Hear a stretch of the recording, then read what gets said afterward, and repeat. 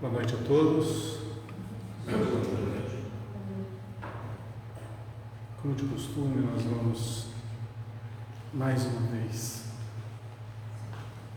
elevar nosso pensamento até o Mestre Jesus. Vamos imaginá-lo ao nosso lado, dando-nos todo o alento que buscamos, toda a inspiração que nos é necessária para superar os obstáculos dessa vida, e dando-nos a fé tão necessária para essa jornada. Que essa noite, mais uma vez, nossos irmãos colaboradores espirituais dessa casa possam compartilhar conosco os seus ensinamentos através da intuição, dando-nos também a sua proteção, o seu alento, o seu carinho. Que hoje e sempre nós possamos estar imbuídos no bem e empenhados na melhoria individual. Que possamos também ser construtor de um novo mundo. E que essa construção inicie-se em nosso íntimo, materialize-se através das nossas ações e percorra todos os recantos através da nossa voz. Que hoje e sempre sejamos instrumentos da paz de Deus nesse mundo. Que Ele nos inspire, nos abençoe, nos fortaleça hoje e sempre. Que assim seja. Hoje nós vamos iniciar o capítulo 35 do livro O Nosso, do nosso querido Emmanuel, livro esse que veio através da psicografia do Chico Xavier. Do livro tem o ano da edição.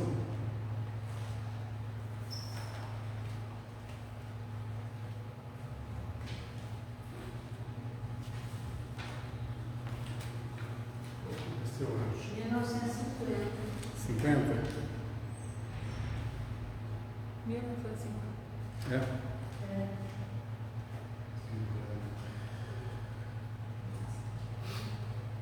1950, nós estamos em 2024, essa conta é fácil, né? 74 anos.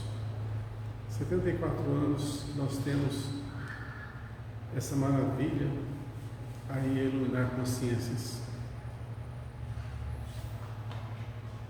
Imaginem como que essa ideia surgiu. Através de uma pessoa simples, humilde, voluntária do bem, que, pela sua pureza, sua dedicação, abraçou essa missão grandiosa de trazer do alto as luzes do Evangelho para iluminar nós que aqui estamos a caminhar. Imaginem quantas consciências esse livro já inspirou. Olha o tamanho do nosso país. Olha quantas pessoas já passaram por aqui, já retornaram à pátria espiritual e que tiveram a oportunidade de ler esse livro, de estudar, de aprender e de se inspirar com ele. E ele é só um da gama de mais de 500 livros que o Chico trouxe. Um de 500. E o efeito que ele trouxe para todos nós continua trazendo e ainda iluminará por muitos e muitos séculos. Vejam como que uma boa ação desinteressada, porém grandiosíssima, avalizada pelo Evangelho, pelos nossos mentores maiores. Como que uma ação pode mudar vidas? Será que nós também não podemos fazer a diferença? de uma outra forma, lógico. Quem somos nós para escrever um livro no quilate desse? Ou para organizar ideias tão bem concatenadas?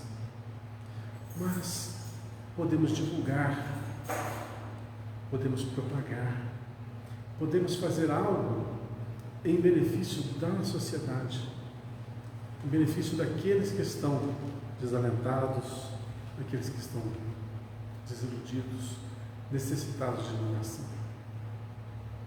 Então, que esse livro, além deste, outros tantos do Chico Xavier, possam iluminar consciências e que nós possamos fazer a nossa parte, pequena parte, como divulgadores, aconselhando as pessoas a lerem, divulgando essa mensagem. Quantos anos eu estou na doutrina espírita e vejo pessoas de todo jeito, com dúvidas das mais diversas sobre a doutrina, sobre a vida, sobre tudo.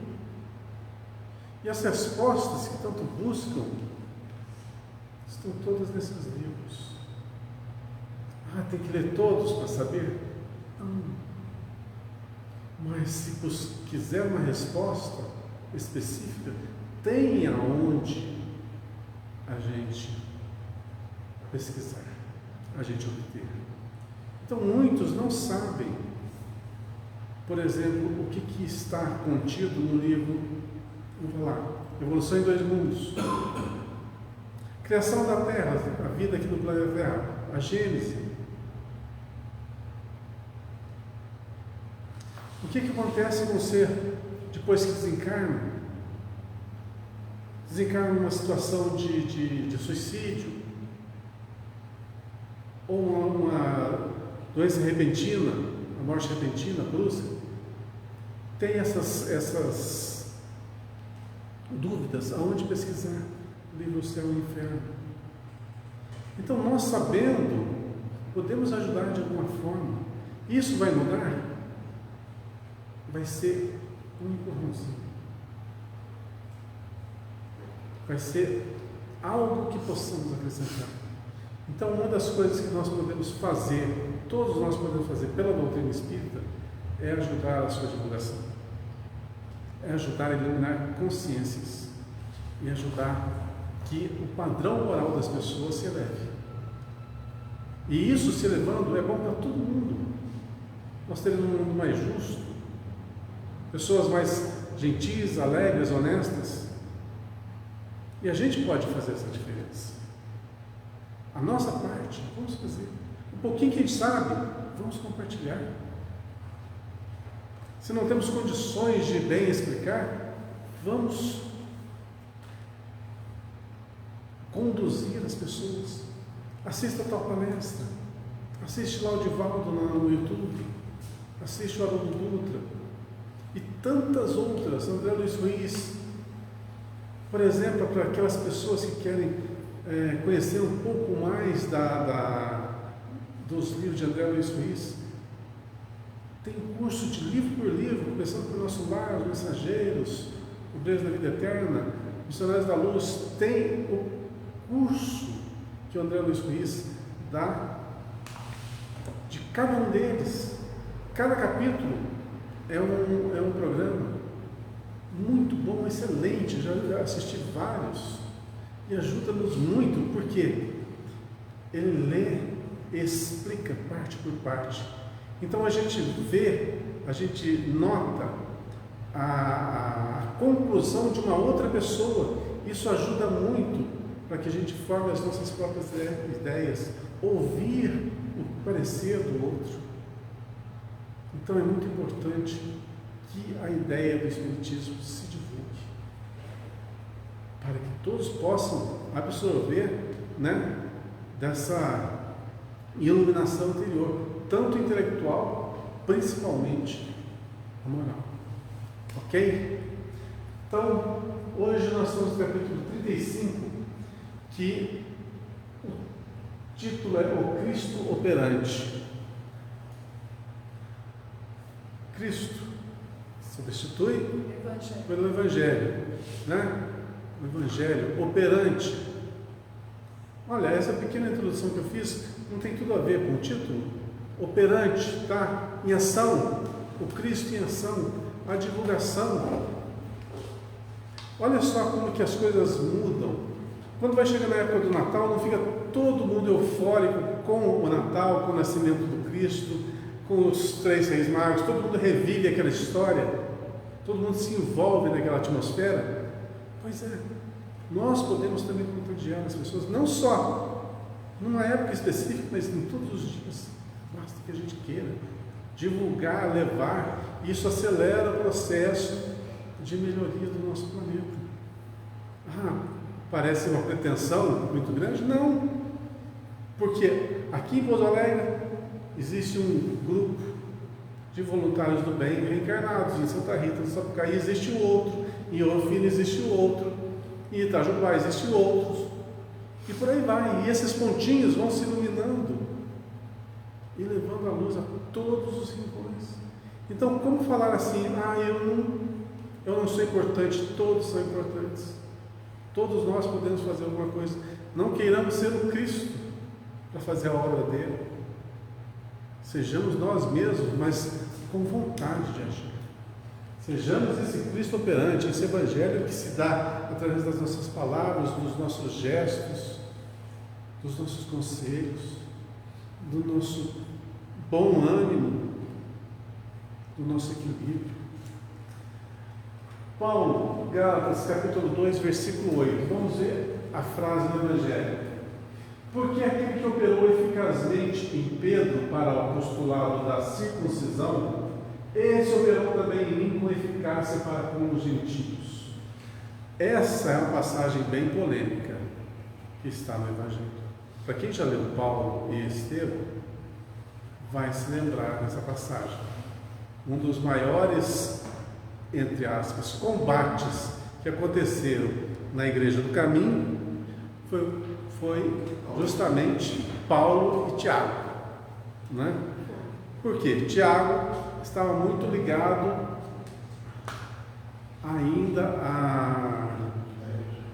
ao judaísmo, e Paulo, cristianismo puro, não aceitava mais a influenciação, queria que a mensagem do Cristo chegasse sem estar maculada e que ela fosse conferida não só aos judeus, mas a todos, todo mundo. Gentios são aqueles, né, de outras pátrias. Só que a circuncisão é o quê? Era um ato próprio do judaísmo. Então a Igreja do Caminho estava querendo que, para se aceitar os gentios, né, que eles fossem circuncidados. E Paulo foi totalmente contra. Bom, o capítulo é grande, vou contar essa história, nós vamos passar um bom período aqui. Mas só para a gente se localizar na época. Porque aquele que operou eficazmente em Pedro para o apostolado da circuncisão, esse operou também em mim com eficácia para com os gentios. Então aqui estavam dois alicerces distintos. Vamos ver o que Emmanuel fala sobre esse conflito. A vaidade humana sempre guardou a pretensão de manter o Cristo nos círculos do sectarismo religioso. Na doutrina espírita ocorreu isso também, ou ocorre isso também? Pois é, ocorre, infelizmente. Mas não é porque o problema da doutrina, é o problema do ser humano. Em todas as religiões existem pessoas com suas visões particulares.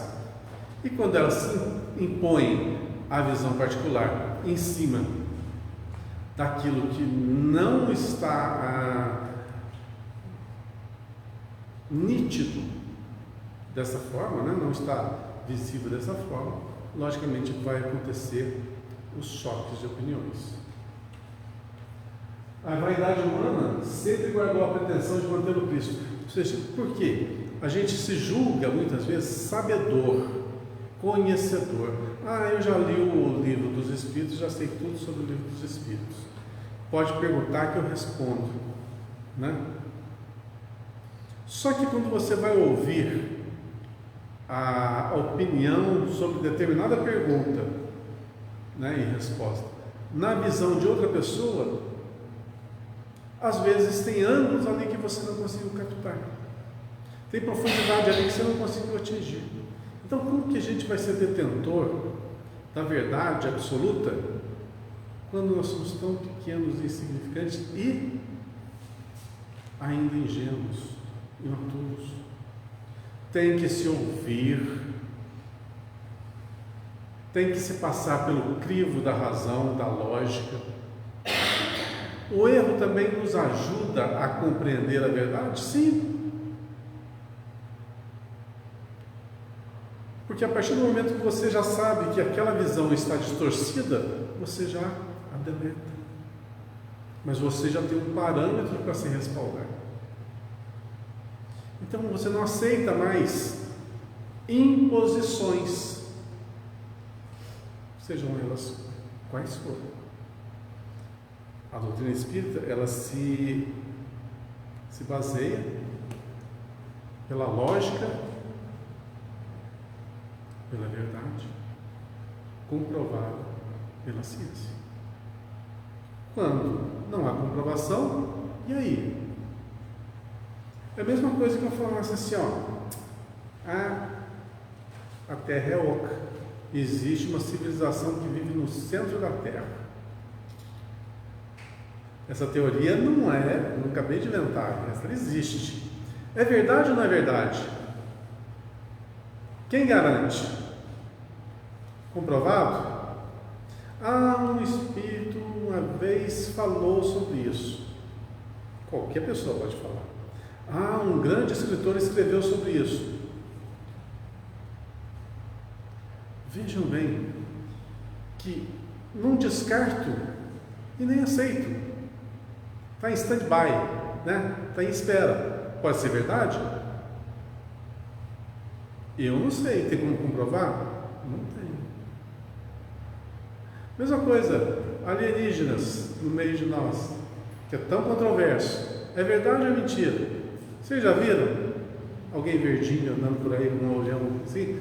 Não. Mas tem tantos relatos, tem tantos vídeos, tem tanta coisa. Pela abundância de informações, não nos leva a crer que é verídico. Muita coisa realmente é um embuste, mas muita coisa é verídica. E você vai passando pelo crivo da razão. Mas você viu? Não. Mas o que tua lógica diz? À medida que você vai evoluindo intelectualmente, vai adquirindo mais informações, você vai formando a sua verdade. Ela é absoluta? Não. Às vezes eu fico assistindo algumas coisas no YouTube que são assim, puxa vida, de onde que esse povo tirou isso?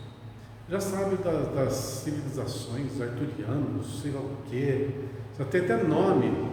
Esses são do bem, esses são do mal, esse que faz isso, esse que faz aquilo. Tá, pode ter lógica? Pode. Eu estou denegrindo? De forma alguma.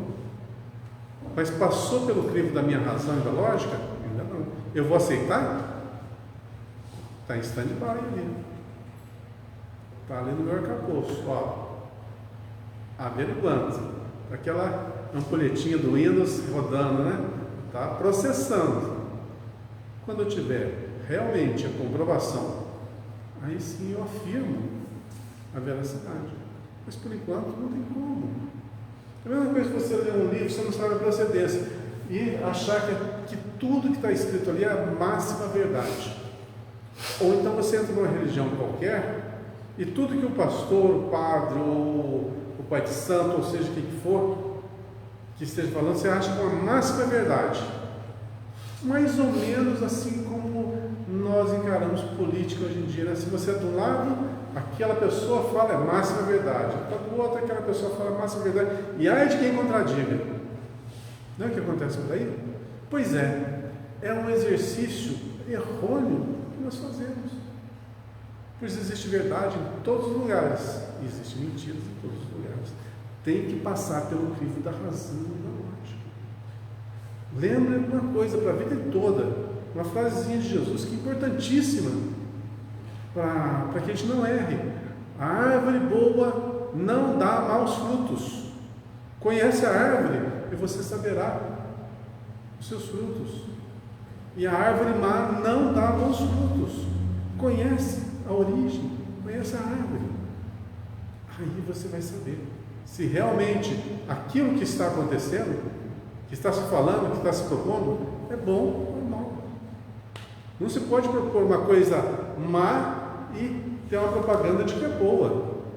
Um exemplo, não vai entrar em métodos políticos, não é nada que eu queira fazer aqui, mas é uma pauta que eu tenho que defender, que a doutrina espírita tem que defender. Vida no ventre da mãe. Aborto é uma coisa boa ou uma coisa ruim? É assassinato, gente. Para quem conhece um pouquinho da doutrina espírita, sabe que isso é assassinato. E é crime hediondo. Porque a vítima não tem a menor condição de se defender. Então, como que uma coisa que está proposta dessa forma pode ser uma coisa boa? É simples de pensar assim. Então, a gente tem que ter argumentos, a gente tem que ter inteligência para discernir e não aceitar o que os outros falam, senão vamos cometer erros atrozes, que ainda são cometidos nos dias de hoje. Existem pessoas que ainda, nos tempos atuais, fazem sacrifícios. Quantos séculos que isso era feito atrás? Pô, já não era para ter evoluído, para saber o processo daquilo lá? Como que se dá? Eu acho que é o dever de um espírita conhecer o que há por trás daqueles atos, para saber que é uma coisa tenebrosa, de efeitos tenebrosos. Então, como que pode?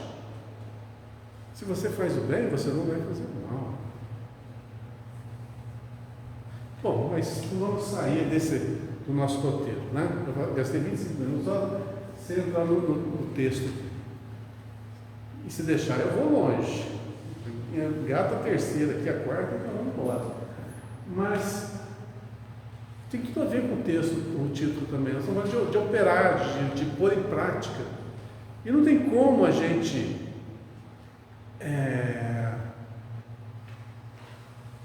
não notar, deixar passar batido que é errado.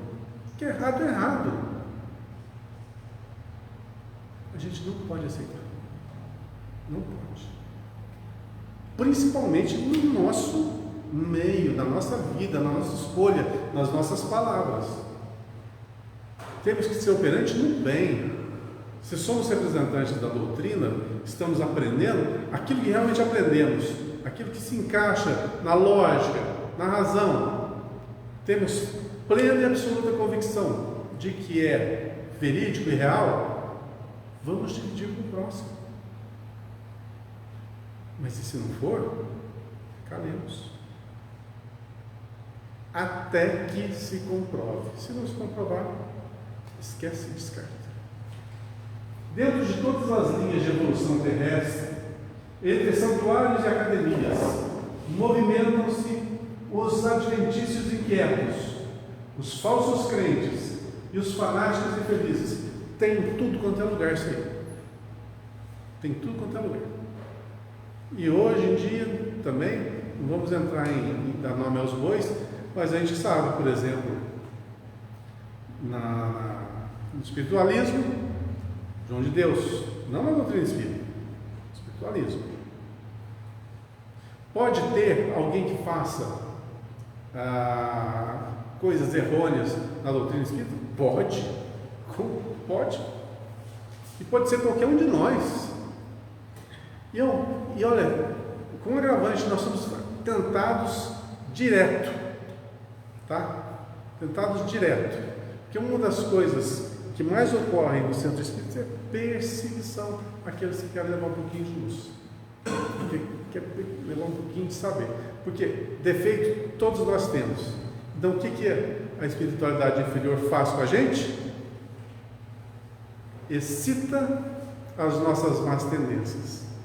Cutuca bem ali nas nossas fragilidades. E aí é que a gente tem que provar quem a gente é. Ou você cai, você não cai. E assim, pensa que os nossos mentores vão chegar para a gente e falar: não faz isso não. Não faz mesmo. Não faz mesmo. Aí que ele senta para ver, vamos ver como é que ele vai sair dessa. Se ele cair, a gente levanta ele. É assim. E tem que ser assim. Então, em todos os lugares existem aqueles que ainda são ingênuos, vou usar esse termo para me referir a pessoas que não estão ainda devidamente preparadas para entender, para compreender a grandiosidade do cristianismo. Pode até falar muito sobre o cristianismo, mas viver é só quem tem um coração mesmo cheio de amor. E isso nós estamos preenchendo as lacunas do nosso coração com amor. Tem muito espaço vazio, tem muito espaço a ser preenchido. Então tomemos muito cuidado, porque às vezes nesses nichos, nessas lacunas, em vez de amor entra paixão. E a gente se engana muito.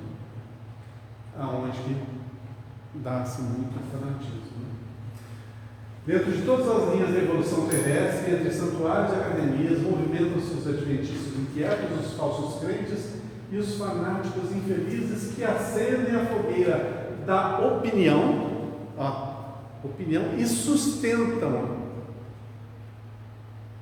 Opinião é a mesma coisa que eu desconheço um assunto profundamente,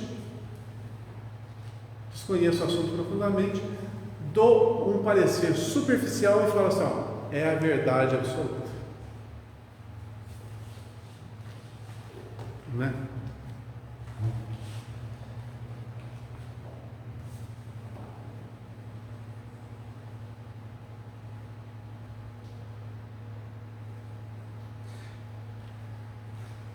Entre eles, todavia, surgem os homens da fé viva, que se convertem nos sagrados veículos do Cristo operante, geralmente nos mais simples.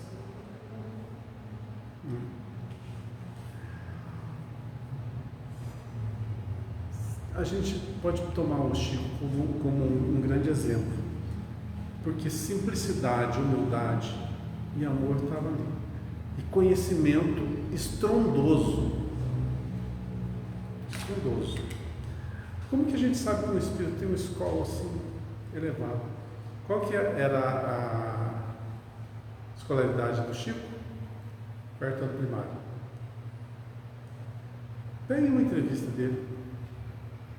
Vejam se tem um erro de português na dicção.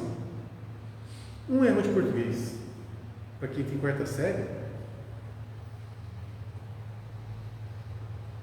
O Valdir, pegando isso que você falou, as entrevistas do Chico, ele sempre fala no plural, né? Nós vamos, nós fizemos, nós adquirimos. Então, aquela espiritualidade que pode ser tão humana, como pode não ser. Porque ele não está sozinho. Ele não faz sempre no plural. Para não fazer os louros para ele, né? Eu acredito que muito isso, eu respeito e do seu pai, a humildade dele. A humildade, Ele não fala eu fiz, ele não fala assim. E realmente o Chico não era ele só, porque ele era muito inspirado, muito assessorado. Então, talvez ele falasse, referisse isso ao grupo de trabalhadores, né, que trabalhava com ele. O personagem define todo o grupo, mas exatamente por isso que ele vestiu a camisa dele. Ele era Cristo, representante do Cristo. E ele utilizava dessa linguagem exatamente por isso que ele falou. Você vê como que é importante a gente ouvir outras vozes dissertando sobre os mesmos assuntos. Eu vi esses dias atrás um parecer que eu não tinha visto por esse ângulo. E tem realmente toda a coerência. O Chico nasceu num lugar muito pobre, perdeu a mãe logo cedo, foi morar com a madrinha que o maltratava de tudo quanto é jeito, praticamente uma tortura. Eu não sei de onde que eu vi, mas uma definição assim, foi muito importante esse período para o Chico. Esse período ajudou-o demais. Por quê? Para ele se tornar invisível aos seus perseguidores espirituais, porque ele era muita luz. Então, se ele irradiasse essa luz quando pequeno, ia ser facilmente achado. Por isso ele sofreu tanto na infância, justamente para que ele se adensasse o seu eu espiritual, né? Não se propagasse tanto, para ele não ser notado. E com toda certeza aí ele conseguiu o seu desenvolvimento. Porque pensa bem, uma perseguição para uma criança é a coisa mais fácil, né? De qualquer incitação ao atentado. E esse eu nunca tinha visto. Eu sempre achava, puxa vida, tão pequeno, sofrer tanto assim, tanta injustiça, né? Por que tudo isso? Olhando por esse ângulo faz todo sentido. Por isso que ouvir versão de outras pessoas ajuda que a gente crie essa ideia, entenda mais, né? Simão Pedro centralizou todos os trabalhos do Evangelho nascente, reajustando as aspirações do povo escolhido. Olha só, se Pedro não tivesse ouvido Paulo, o que a Igreja do Caminho tinha se tornado? Tinha separado. Tinha se tornado uma obra assistencial puramente, e não uma doutrina. Por quê? Pedro se desdobrava, aliás, os apóstolos se desdobravam para conseguir mantimentos, para alimentação, remédios para aqueles que eles estavam curando. Era uma obra, tipo um pronto-socorro, uma obra assistencial, um asilo, um orfanato, era uma mescla de tudo isso, menos uma igreja. Foi aí que entrou a ideia de Paulo e que realmente Pedro entendeu, aceitou. Olha, Pedro, olha quem que era Pedro nessa época, e olha quem que era Paulo nessa época. O Pedro podia falar assim, cara, eu conheci o Cristo, ele foi o primeiro que ele chamou, ele me confiou as suas ovelhas. Quem é você? Não, ele não teve esse orgulho. Ele viu o equívoco e retificou. E nessa contenda que teve com Tiago, ele queria o quê? Que a paz, né? Que as coisas reinassem, tanto que Paulo teve que ceder um pouco. Foi mediador, né? Foi mediador. Ele foi essencial ali, né? Porque ele não foi contra o Tiago, né? Não. Ele ficou E no final do livro a gente viu que Tiago tinha os seus porquês. E Paulo também. Os dois tinham a sua razão, o seu motivo. E o Pedro conseguiu equilibrar aquilo ali. A humildade, né? Pois é.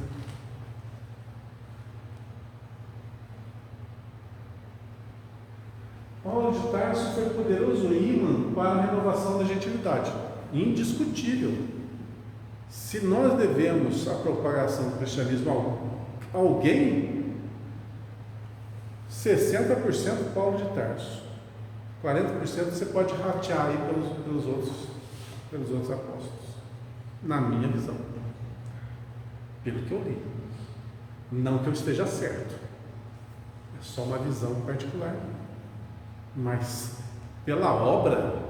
Até o Evangelho de Lucas devia se chamar de Evangelho de Paulo.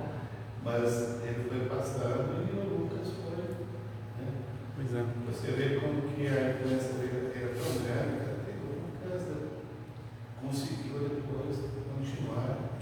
No cárcere, preso, ficou 2 anos preso, se não me engano. Olha as cartas que ele escreveu, está tudo aí no Evangelho. Olha que é um belo volume. Pega aí, por exemplo,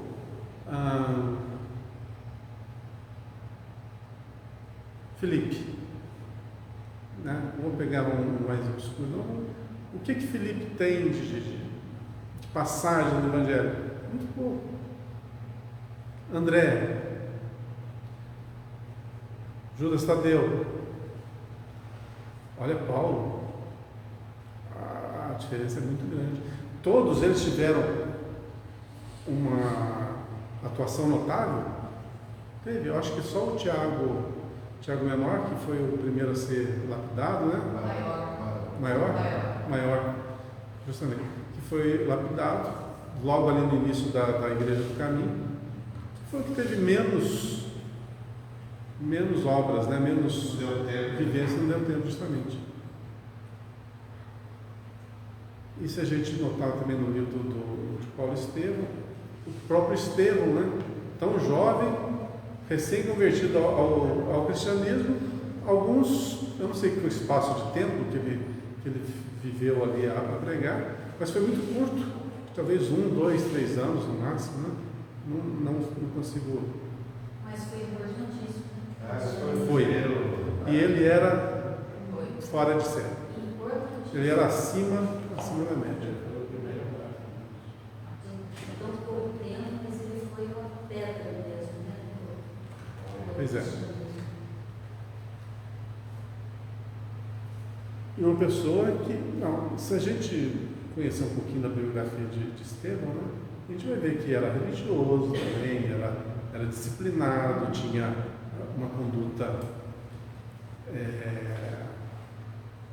bem coerente, sem nada que o denigra, né? Tanto ele quanto a sua irmã, né? Então, ambos.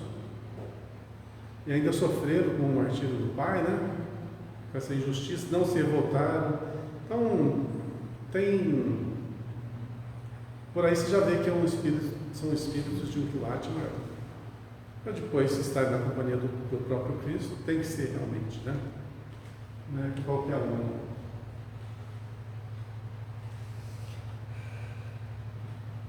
Tem 5 minutos, não cheguei nem metade. Através de ambos expressava-se o mesmo mestre, com um só objetivo, o aperfeiçoamento do homem para o reino divino. É tempo de reconhecer-se à luz dessas eternas verdades. Jesus permanece trabalhando e sua bondade infinita se revela em todos os setores em que o amor esteja erguido à conta de supremo ideal. Uma das coisas que a gente tem que sempre respeitar e compreender é o grau de entendimento das outras pessoas. Nós sabemos que existem religiões de todos os tipos, com todas as visões, das mais diversas. Isso aqui no Brasil. Imagina fora do Brasil, como que é a miscelânea. Mas esse grande número, ele é necessário para que possa atingir todos os tipos de pessoas, das mais simplórias até as mais evoluídas. Então, para cada tipo de pessoa se encaixa um tipo de religião. Então, a gente falar que uma religião está equivocada é um grave erro. Uma discriminação assim desnecessária. Aliás, toda discriminação é desnecessária, mas não acrescenta absolutamente nada. Porque para determinadas pessoas, aquilo que nós divulgamos e esclarecemos aqui na doutrina espírita, para elas vai soar uma coisa assim fantástica, uma coisa sobrenatural, uma coisa de outro mundo, e muitas mentes ainda vão pensar, isso é coisa demoníaca, como tem até hoje. Então tem vários tipos de pessoas, vários níveis em que as pessoas se encaixam. Por isso, essa diversidade religiosa, ela é necessária e precisa ser respeitada, para que a gente possa respeitar todos os seres humanos. Agora, respeito é uma coisa. Outra coisa é você aceitar o erro. São coisas totalmente distintas. O que o Espiritismo vem a nos ensinar? A lógica e a razão. Nós nos pautamos nisso, na veracidade, lógica e razão. Se estiver fora disso, apenas descartamos. Mas, se alguma coisa que nós descartamos em outras doutrinas estão presentes, que fiquem lá, que seja respeitada essa visão. Se hoje em dia ainda existem os primitivos, aqueles indígenas nos rincões do mundo aí, que não foram desbravados ainda, que ainda acreditam no Deus Trovão, Deus Sol, Deus Lua, como que você vai lá tentar dar um salto evolutivo para essas pessoas desse mundo? Não tem jeito. Agora, para alfinetar um pouquinho, né? A gente não é tão bonzinho assim. Por exemplo, como que você vai querer levar Mozart, Beethoven, Chopin para aqueles lugares onde as pessoas ouvem funk, rap, pagode? Tinha que alfinetar. Agora, falando sério, a questão daquilo que se ouve está muito relacionada, eu estou falando sério, a questão do que se ouve está muito relacionada com o nível evolutivo da pessoa. Tá? Então, quanto mais evoluída, não estou falando moralmente não, quanto mais evoluída intelectualmente a pessoa, mais apurado se ficam os seus gostos. Mas há uma diferença entre a evolução intelectual e a moral. E a gente não cai nesse erro, porque lembra quais eram as músicas prediletas de Hitler? Eram clássicas. Então, que a gente saiba discernir, que ele saiba compreender, que ele saiba fazer a leitura.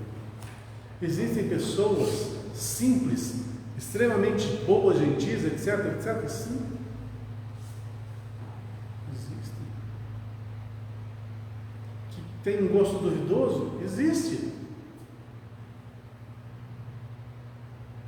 Porém, à medida que nós vamos evoluindo, moral e intelectualmente, tudo vai se aprimorando. Poesia é um assunto também muito extenso, a gente vai só dar uma palhinha, só para alfinetar mesmo. É a minha cota de maldade que eu que eu exteriorizei. Onde eu estou? Ninguém se prenda ao domínio das queixas injustas, encarando os discípulos sinceros e devotados por detentores de privilégios divinos. Cada aprendiz se esforça por criar no coração a atmosfera propícia às manifestações do Senhor e de seus emissários. Lá, de novo. Ninguém se prenda ao domínio das queixas injustas, encarando os discípulos sinceros e devotados por detentores de privilégios divinos. De jeito nenhum. Quem chega a tal posição é por conquista, por muito suor, por muita lágrima, por muita dedicação. Cada aprendiz se esforça por criar no coração a atmosfera propícia às manifestações do Senhor e de seus emissários. A lei divina é tão boa para conosco que o tempo, o time de cada um é respeitado. Se você quiser evoluir a 10 km por hora, não tem problema nenhum. Se você quiser acelerar para 50 km por hora, pode também. 100 km por hora, pode também. Você determina a velocidade da tua evolução. Isso pela sua dedicação, pela sua melhoria. Lembra uma coisa: evolução é uma balança. Não adianta evoluir intelectualmente e moralmente deixar para trás. A evolução só se dá quando o equilíbrio está ali. Tá? Cada aprendiz se esforça por criar no coração a atmosfera propícia às manifestações do Senhor e seus emissários. Trabalha, falando para a gente. Estuda, falando para a gente. Serve, falando para a gente. Ajuda sempre em busca das esferas superiores. E sentirás o Cristo operante ao teu lado nas relações de cada dia. Cada vez que nós tentamos fazer justamente isso, trabalhar, estudar, servir e ajudar, vamos ter companhia do outro. É o Jesus que desce aqui, vai ficar do meu ladinho, vendo o que eu vou fazer? De jeito nenhum. Não vamos levar o pé da letra. O que quer dizer isso? Quando nós estamos imbuídos no bem, nós atraímos trabalhadores do bem. Aqueles que se sintonizam na vibração que nós nos encontramos, se afinizam e trabalham conosco. E quanto mais apurado nós estivermos, melhor será a nossa companhia espiritual. E aqueles que estão ao nosso lado evoluem junto conosco. Lembro que o contrário também se dá. Certo? Operante com Cristo, a escolha é nossa. Né? A escolha é só nossa. Vamos em frente. Vocês gostaram do funkzinho, né? Fala a verdade. Vocês gostaram, né? Beleza. Se virar a lista, eu perdi. 36? 36. Até o fim. Jesus está em Mateus capítulo 24, versículo 13. Mas aquele que perseverar até o fim será salvo. Legal. Aquele que perseverar até o fim. Que fim? Será salvo. Do quê? Frases assim de salvação a gente ouve para tudo quanto é lado, né? Jesus vai te salvar, né? O que mais? Vem para a igreja tal que a salvação você vai encontrar. E por aí vai. Mas que salvação? O que é isso? Muitos vão falar assim, você vai ser guindado à presença de Deus e viverá com Ele toda a eternidade.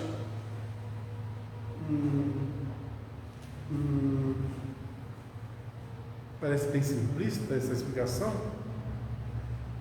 É isso que é salvação? vê ao lado de Deus, parece uma coisa que a gente fala para criança, não parece? Parece meio ingênuo, meio infantil. Ou a impressão minha?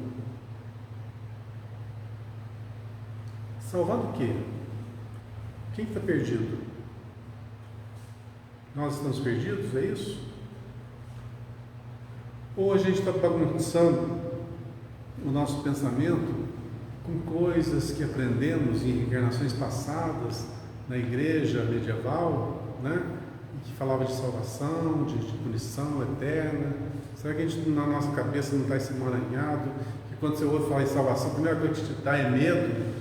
Opa, tem que fazer isso aqui, senão eu estou perdido. Não tem uma coisinha de medo por trás disso?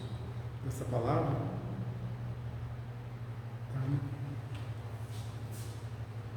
Aquele que perseverar até o fim será salvo.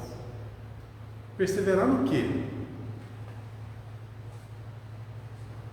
Aqui não está falando, né? Posso perseverar o quê?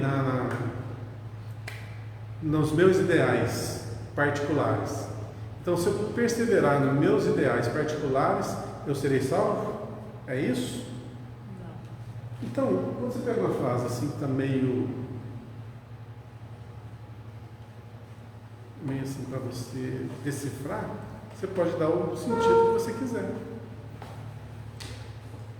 E se eu tenho uma hierarquia um pouquinho maior e defino aquela frase de uma certa maneira e imponho isso aos fiéis, o que acontece? Crio alguma coisa em cima da doutrina que é totalmente uma visão particular, mas repasso como se fosse uma verdade. Aí, a doutrina que não tem nada a ver, não fala nada disso, passa a ter o quê? Esse caráter. Pois é, no próprio núcleo espírita existem algumas divisões, eu fiquei sabendo um pouco tempo atrás. Tem pessoas que são conservadoras no doutrina espírita, que não aceitam as obras do Chico Xavier. Sabiam disso? Não sabiam disso? Nós estamos conservadores no espírito, porque as obras deles são 60, 70, 60 anos atrás. Eu já vi várias descendo a lenha no Chico Xavier, do André Luiz e Emmanuel. Mas é. Se diz, primeiro, não, está no núcleo espírita, né? Mas com essa ideia. Primeiro é o seguinte: se da tua boca sai alguma coisa que vai denegrir o outro, você já não está em conformidade com a doutrina. Então, se você não aceita, por exemplo, tem algumas pessoas que não aceitam as obras de Ramatiz. Ramatiz né, dá uma coloração distinta. Dizem isso, né? Acho que você tocou num ponto agora que poucas pessoas têm coragem de falar. Porque sim, existe sim grupos de pessoas, principalmente na internet, que colocam trechos das obras de Kardec e comparam com as falas de Chico Xavier, colocando um no outro e dizendo que Chico foi um oportunista. Eu me lembro, é claro, é uma coisa que eu aprendi com Chico, com o Emmanuel, né? O mal não merece ser divulgado. Mas é uma coisa interessante que eu me lembrei agora. Eu fiz essa pergunta na sexta-feira para o Daniel sobre evocação, início do telefone, se eu posso evocar um espírito, ou se eu tenho que esperar o telefone colocar de lá para cá. E eu me lembro que na internet, na época, eu fiquei impressionado com isso.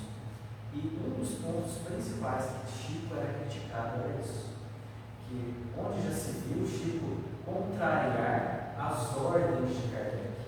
E lembrando que Kardec não citava a ordem, pelo contrário, era uma pesquisa. E na própria introdução, né, do Espiritismo, no livro dos Espíritos, se não me engano, Kardec deixa muito claro, olha, nós estamos apresentando uma proposta, você não precisa aceitar ela como verdade absoluta. Né? E assim, infelizmente tem, e até naqueles que se dizem espíritos, né?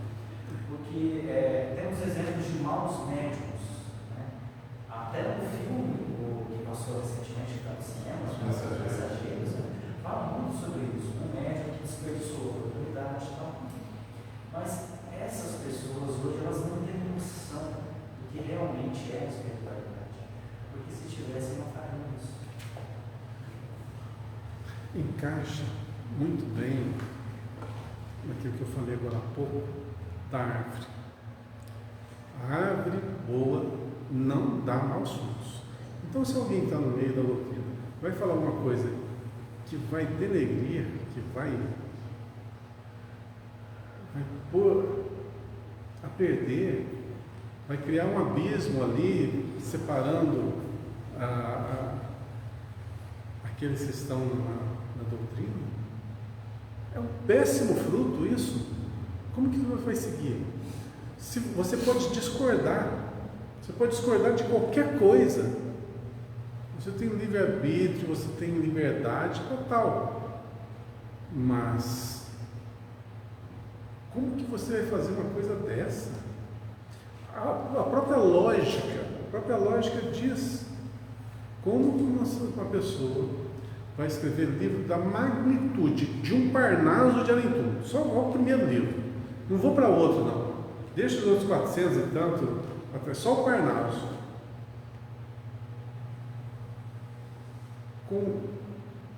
E falar que aquilo ali é uma... Eles podem ser espiritualistas, mas não são espíritas. Não. A espírita é diferente. Espiritualista do espírito. Está no duplo espírito. Mas Eles se passam por espírito. Se passa. Agora tem um pior.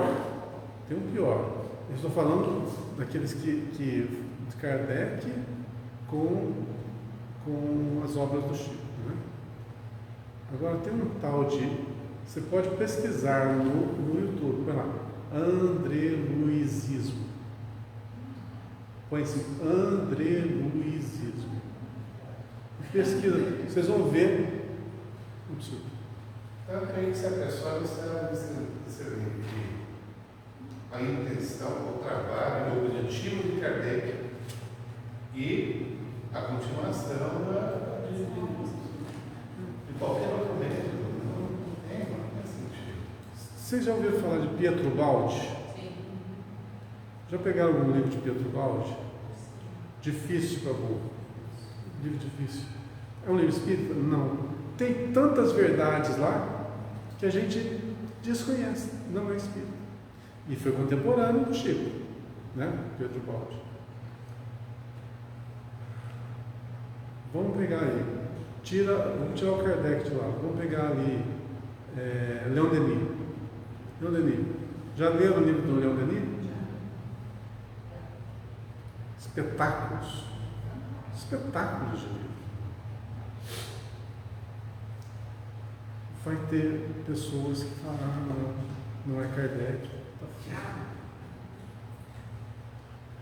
Olha, não importa quem escreveu, o que importa é o que está ali. Se passou pelo crivo da razão, da lógica, está certo, comprovado cientificamente, é verdade. Se tem alguma coisa lá que não condiz com a verdade, ó, isso aqui está fora, a ciência desmente isso aqui, descarta. Pode ter, quem somos nós para saber? Não, é 100%. Não dá para cravar.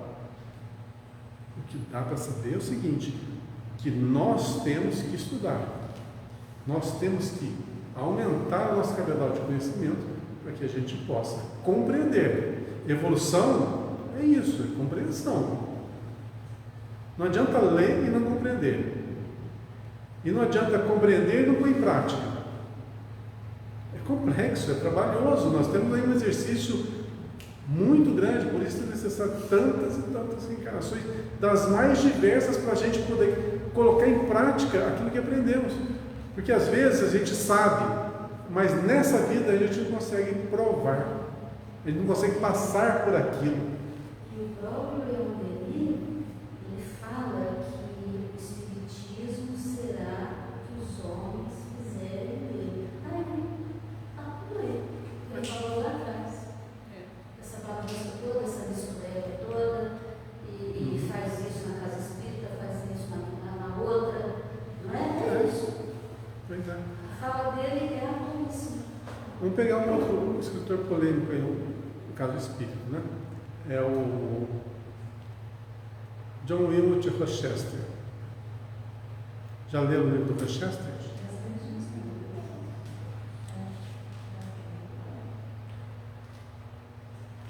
Eu já li vários livros do Rochester.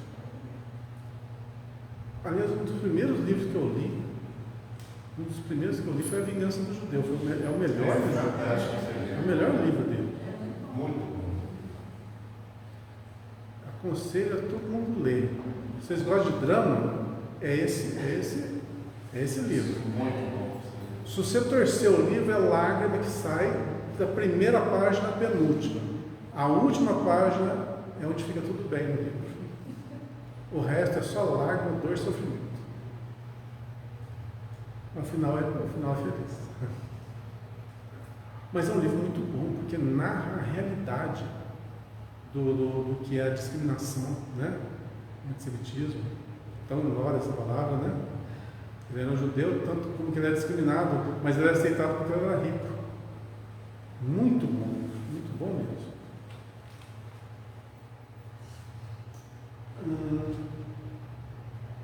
Eu já comecei? Não? A gente estava falando lá do aquele que perseverar até o fim será salvo, né? Perseverar? Tá. A gente já falou algumas coisinhas. Mas o que é essa salvação? Vamos mudar essa palavrinha? Eu nunca gostei de usar essa palavra salvação. O que a gente pode mudar? Em vez de salvação, que tal? Põe reino de Deus no lugar de salvação. Não dá um encaixe melhor?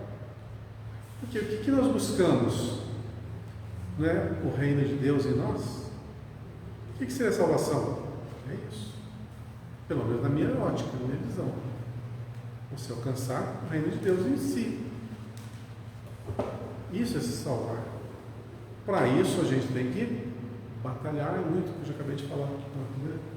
Mas vamos ver o que Emmanuel fala. Às vezes Emmanuel fala uma coisa diferente do que eu estou falando aqui, eu passo por mentiroso, né? Então vamos ler. Aqui não vemos Jesus referir-se a um fim que simbolize término, e sim a finalidade, ao alvo, ao objetivo. Opa! Então é isso aí, reino de Deus. Esse é o nosso objetivo.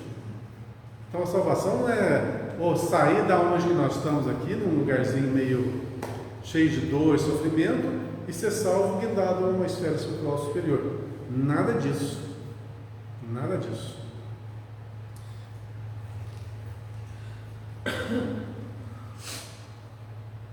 Essas esferas superiores que a gente tanto almeja, só vamos conseguir habitar um dia quando fizermos todo o processo evolutivo. Então não dá para criar um atalho ali. Não existe essa salvação sem esforço, sem dedicação, sem disciplina e sem trabalho. Não tem jeito não. Então a velocidade que nós vamos adquirir essa salvação, esse reino de Deus, só depende de nós. Se a gente ainda está apegado às coisas da matéria e elas nos satisfazem, vamos percorrer aí mais alguns séculos, até que a gente se farte de tudo isso, né? E comece a buscar, a missionar realmente o reino de Deus dentro de nós.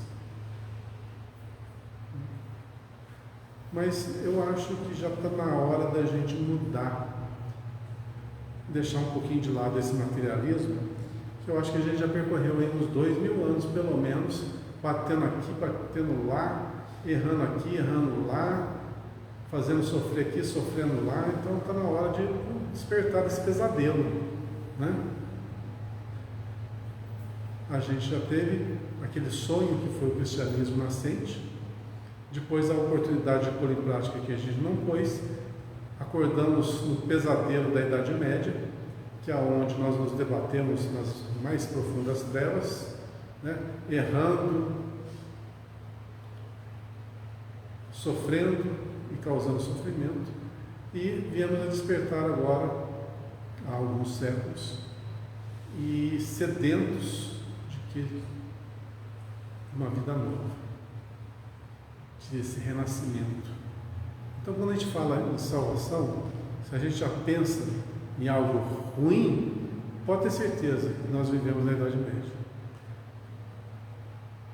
Se a gente tem um medinho lá do inferno e as suas criaturas, pode ter certeza que nós vivemos na Idade Média. Com certeza.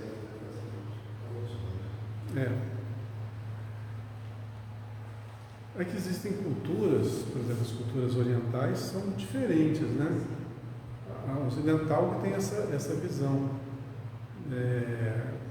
bem enegrecida, né? Pode ser que a gente venha também lá do Oriente, tem outra visão. Logicamente a gente reencarnou em tudo quanto é lugar. A gente foi turista em muito lugar, né? muitos continentes. Mas a reencarnação mais importante nossa é essa agora. E o momento mais importante é esse que nós estamos vivendo. E outra coisa, daqui a 100 anos, quando estivermos reencarnados e vivendo aqui novamente, quando estivermos reencarnados, aquele vai ser o momento mais importante da nossa vida. O momento mais importante é o presente, quando você toma as decisões, onde você faz, onde você acontece, onde você materializa o que você é. Que o passado já fez, não tem como voltar, agora tem que só corrigir. Você só tem um peso nas costas para você corrigir. O futuro é sonho, por enquanto, mas o presente é realidade. Então, vamos martelar. Suor, lágrimas e vamos em frente. Aqui não vemos Jesus referir-se ao fim que simboliza o termo, sim a finalidade, ao objetivo. O Evangelho será pregado aos povos para que as criaturas compreendam e alcancem os fins superiores da vida.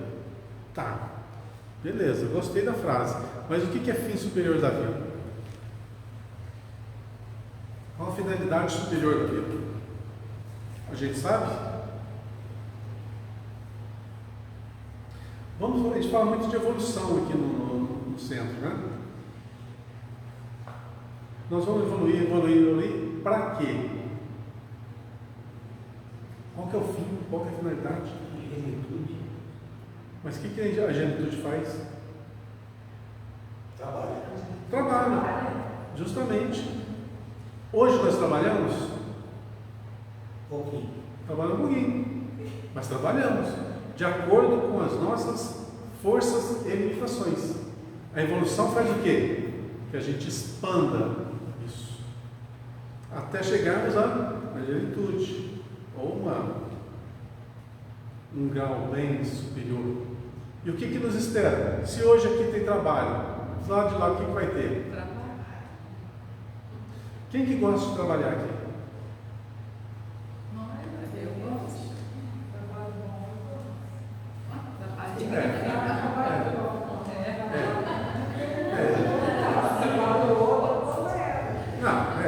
Não, só trabalho bom. Trabalho bom, bem remunerado. Você vai, trabalha, faz sua parte, volta para casa, sem ninguém encher o saco.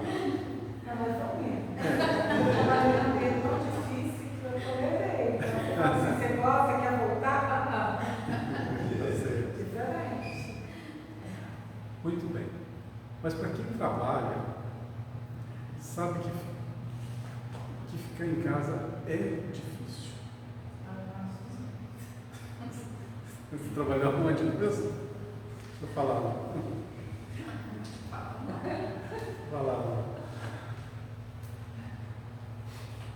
Mas a gente, lógico, cada pessoa tem o seu jeito de ser.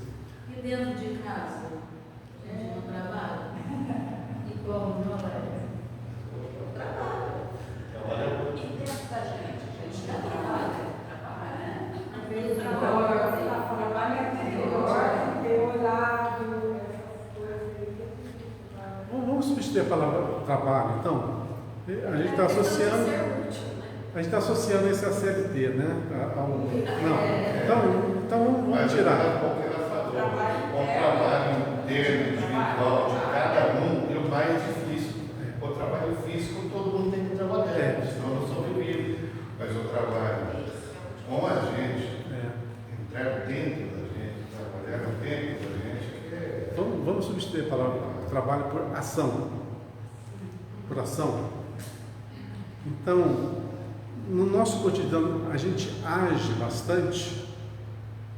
A gente consegue ficar parado sem agir. Não importa a ação. Construir, fazer. Não.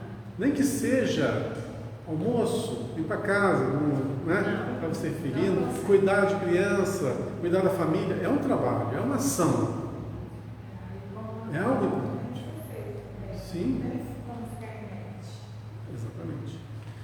Então, mas tem aquelas pessoas, tipo eu, que gostam de ficar à toa em casa.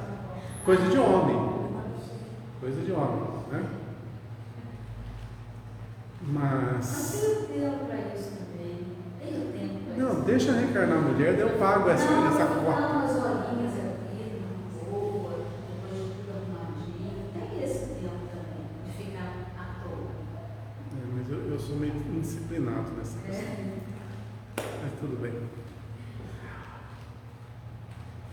Bom, brincadeiras à parte, a gente está sempre a agir e nessa ação a gente vai imprimindo os nossos caracteres, aquilo que a gente pensa. Então a gente brinca às vezes um pouquinho, mas é uma exteriorização do nosso jeito de ser.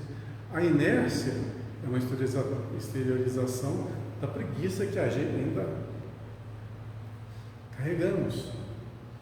A bagunça e indisciplina também é o resultado de algumas imperfeições que nós temos. O excesso, por exemplo, também. Tem pessoas, a gente bem sabe disso, que tem mania de limpeza, né? É uma síndrome também, é algo que está ali, desequilibrado. Então, com a vivência, nós vamos exteriorizando o que nós somos e, consequentemente, corrigindo algumas coisas e aperfeiçoando-nos, né?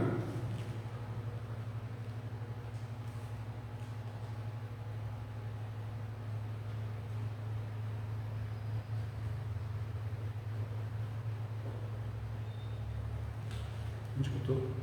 Eis porque apenas consegue. É? O que eu estou falando não tem nada a ver com o que está ali? Apenas sim. Tem? Tem. Eu acho que deu um desviado do assunto. O Evangelho será pregado aos povos para que as criaturas compreendam e alcancem os fins superiores da vida. Está falando sobre isso, né? Quais as finalidades. Eis para ação. Certo, eu falei muito sobre isso, então vamos para frente. Eis porque apenas conseguem quebrar o casulo da condição de animalidade aqueles espíritos encarnados que sabem perseverar. Nós carregamos ainda alguns resquícios primitivos.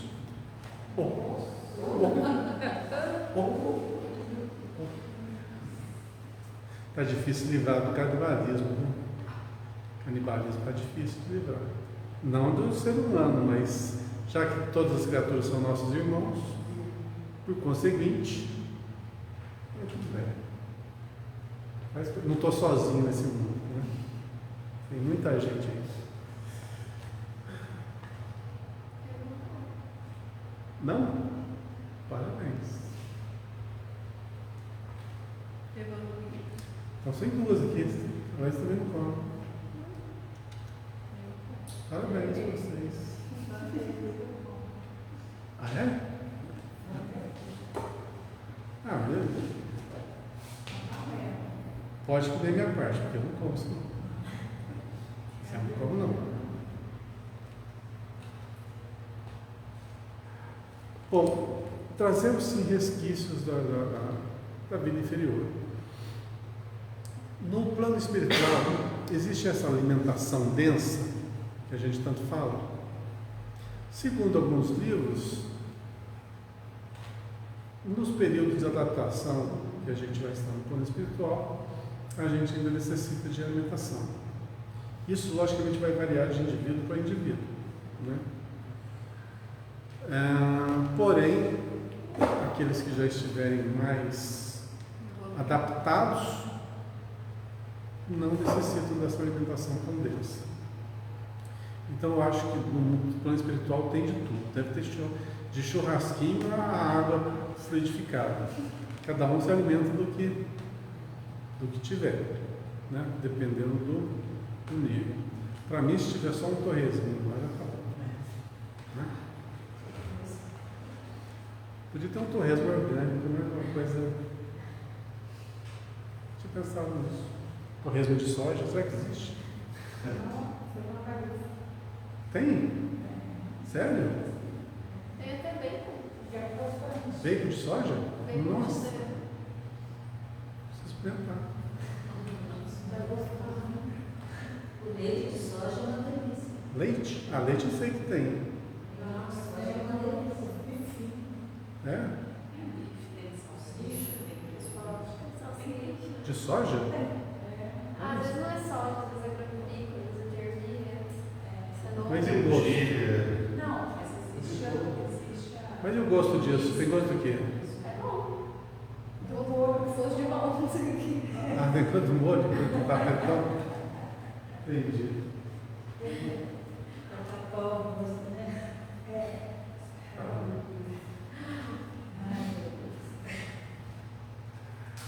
Bom, voltando então ao texto. Eis porque apenas conseguem quebrar o casulo da condição de animalidade aqueles espíritos encarnados que sabem perseverar. A gente brinca um pouquinho para descontrair, mas a gente sabe que essas limitações, essas dificuldades nós vamos vivenciar do lado de lá.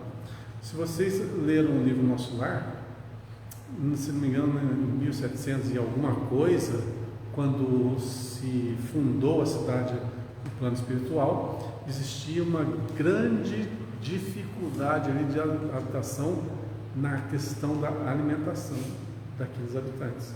Se vocês pegarem o comecinho do livro Nosso Lar, releia essa parte que fala sobre a alimentação do lado de lá.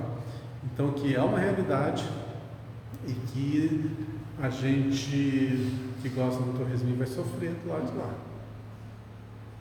Vai sofrer. Mas isso, uma pizza ia bem agora, né? A verdade.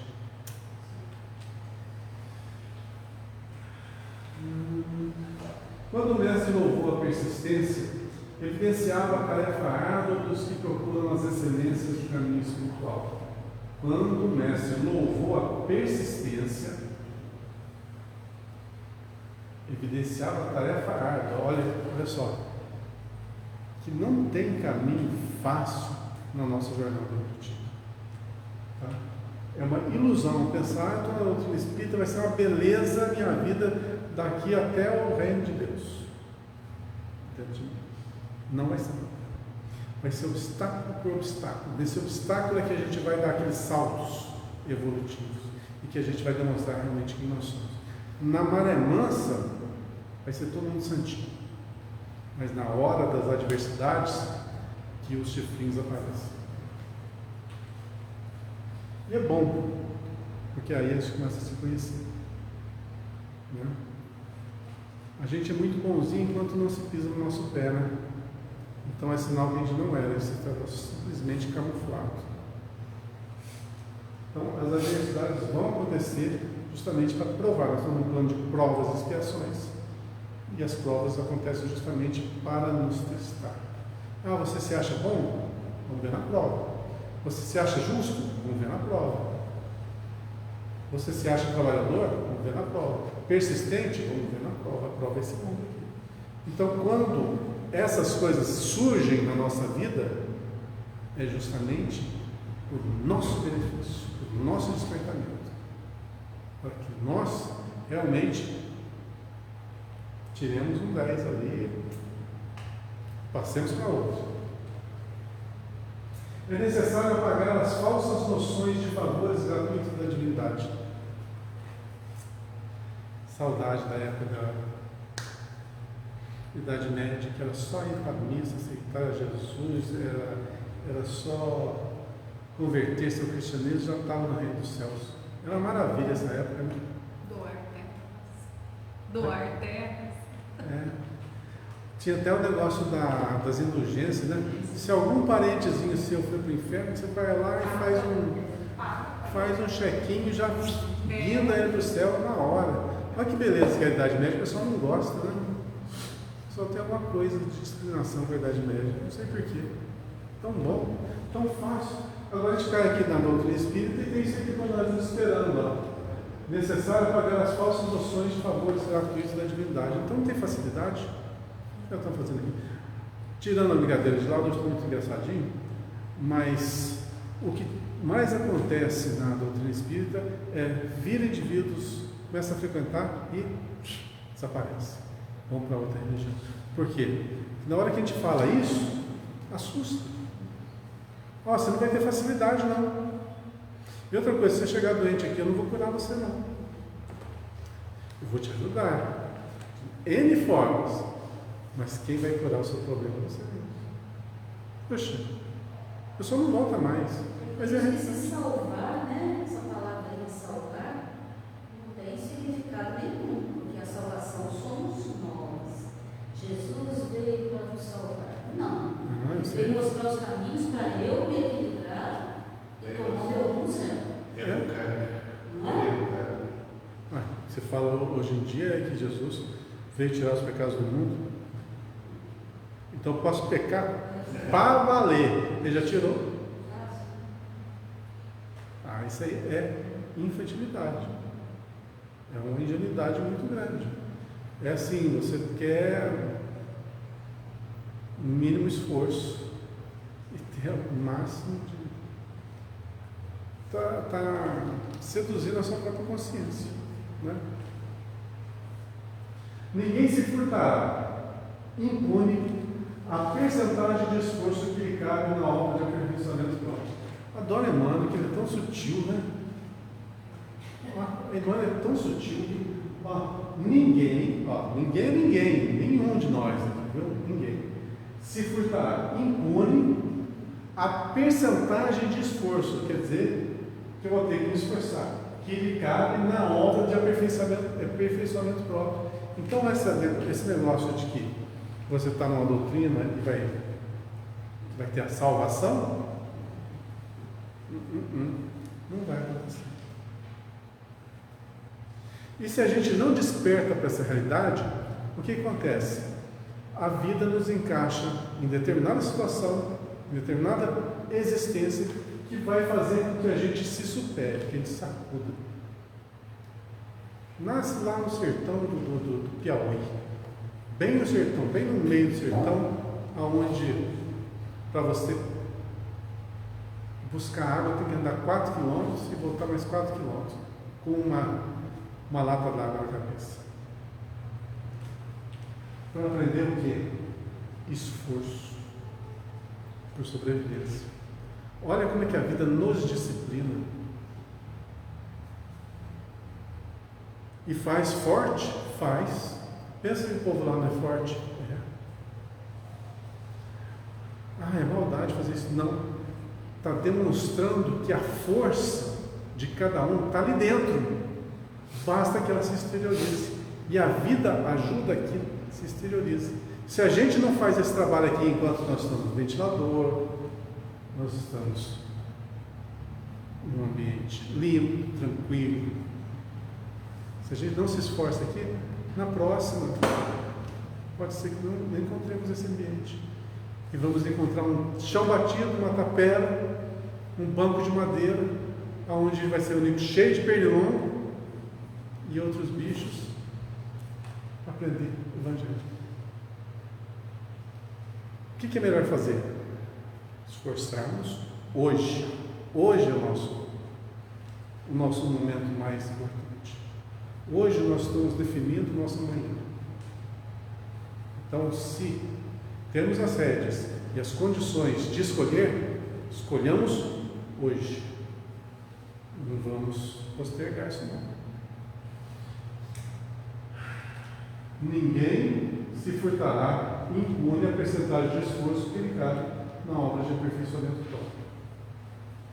As portas do céu permanecem abertas e sempre permanecerão. Nunca foram cerradas. Todavia, para que o homem se eleve até lá, precisa asas de amor e sabedoria. Ó, de novo a balança. Inteligência, sabedoria. Amor, parte moral. Precisa dessas duas asas. Para isso, concede o Supremo Senhor extensa cópia do material de misericórdia a todas as criaturas, conferindo, entretanto, a cada um o dever de talhá-las. Extensa cópia do material de misericórdia. Que material que é esse? Nós não temos um grande acervo para nos inspirar, para nos pautar? Entretanto, a cada um tem o dever de talhá-la, de colocar em prática. Basta ler, basta fazer um curso, basta entender, não tem que pôr em prática. Fácil? Fácil não. Difícil também não é. O que falta? Vontade. Hoje eu não falei disso, né? Exato. Não, eu estou ficando velho. Esqueci dessa questão. Semelhante tarefa, porém, demanda enorme esforço. Olha, Emmanuel falando, enorme esforço, não é só um esforço, não, é enorme esforço. Então não vai ser fácil. A fim de concluí-la, recruta-se a contribuição dos dias, é o que nós temos aqui, e das existências, que vão ainda ter. Então, só nessa vai dar? Não vou dar conta, não. Vai dar conta, não. Eu estou achando, eu estou no 70º livro do Chico Xavier que eu li. Ainda alguns eu vou ter uma lembrada, sabe? Para 500 ainda falta 430 livros para eu ler. É um desafio que eu impus a mim mesmo. Se eu chegar até uns 300 até o final da minha vida, eu já acho uma glória. Se eu conseguir completar 100, já vou fazer um churrasquinho. Comemorar. O 200 é um número bom, 300 eu acho que é o ideal. Agora 400 eu acho difícil conseguir. Tem que ser bem. Porque, fora a brincadeira disso, a questão não é só ler. Ler é uma coisa marginal. Você tem que ler, você tem que digerir aquilo lá, entender e introjetar em si. É muito difícil. Você vê, nós estamos aqui do Pão Nosso. Eu já li esse livro. Mas lembro disso aqui? Não lembro. Não dá. Não dá. Então nós vamos ler esses livros durante muitas e muitas encarnações. Muitas e muitas. Aprendê-los até que realmente aquilo faça parte do nosso modo de ser e de pensar.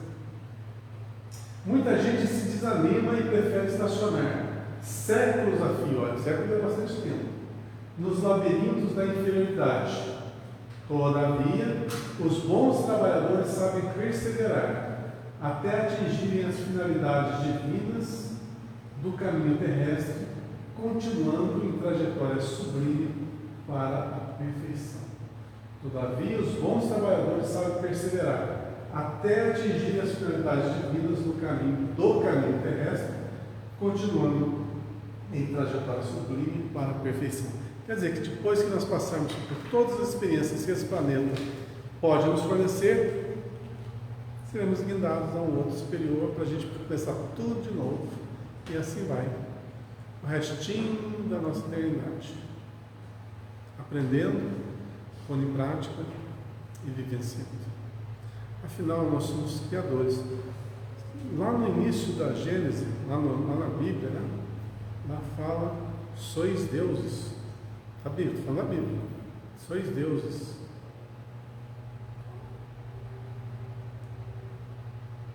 Esse deuses quer dizer o quê? Você tem aquela fagulha divina. O que um Deus faz? Cria. Então nós somos co-criadores, isso está no Doutrina Espírita, co-criadores. Então nosso destino era criarmos. Quando esse planeta foi formado, isso está na Gênese, né? Assessorava Jesus uma falange enorme de espíritos altamente evoluídos, onde foram os engenheiros siderais responsáveis pela vida no nosso planeta, na formação geológica e tudo mais. Está bem descrito na Gênesis.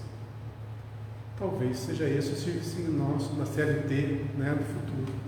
Né? Um dia nós vamos ter umas carteiras de trabalho lá. Co-criador. Qual que é o estabelecimento?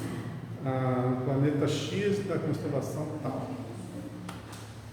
Vai demorar um tempo. Mas esse é o nosso fim. Afinal, o Cristo, que hoje é o Cristo, também teve a mesma origem que todos nós. A diferença é alguns aninhos a mais. Né? Alguns anos a mais. Questão de bilhões de anos. Uns poucos bilhões. Gente, boa semana para vocês. Desculpa as brincadeiras. Muita paz, muita luz. Semana que vem, carnaval. Vocês podem pular no carnaval.